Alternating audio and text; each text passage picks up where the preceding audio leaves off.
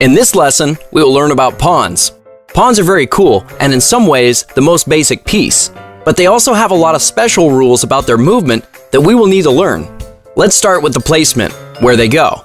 Both sides have 8 pawns and they go here along the 2nd rank for white and here the 7th rank for black.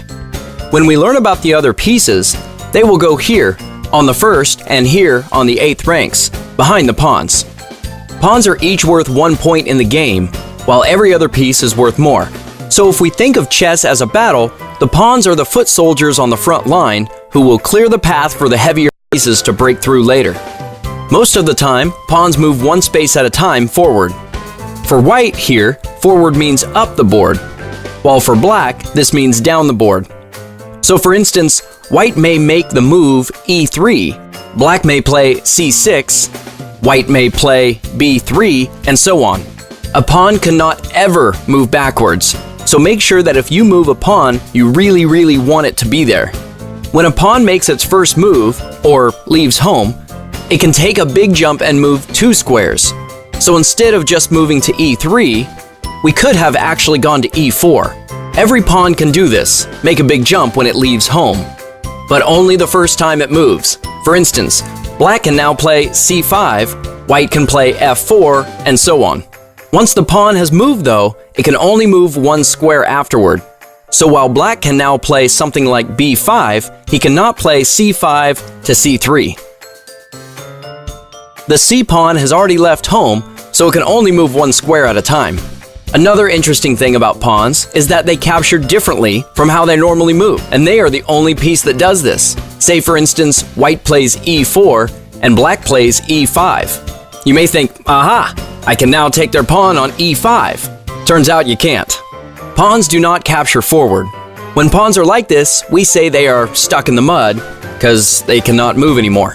So how do pawns capture then?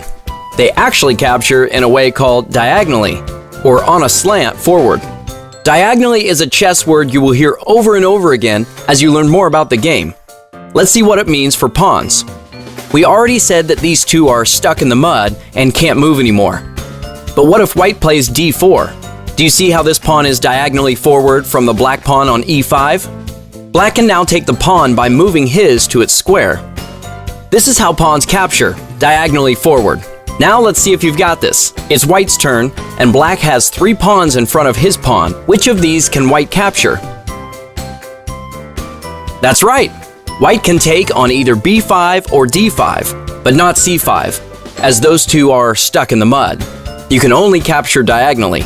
Now that you know how pawns capture, you should note that pawns can even be stronger and protect each other from being captured in the same way.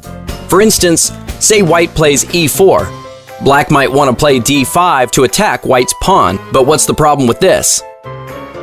That's right, white can simply capture it right back.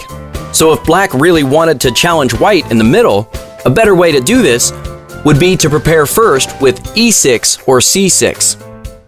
Then, after white made another move, black would be ready to strike at white's pawn with d5. Now, if white were to capture, black can capture right back and he's not losing a pawn.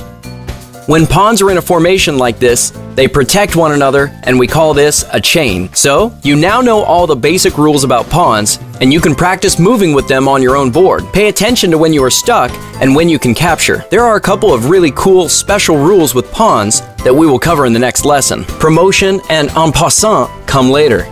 Okay, Chess NYC, let's do this. Back to work.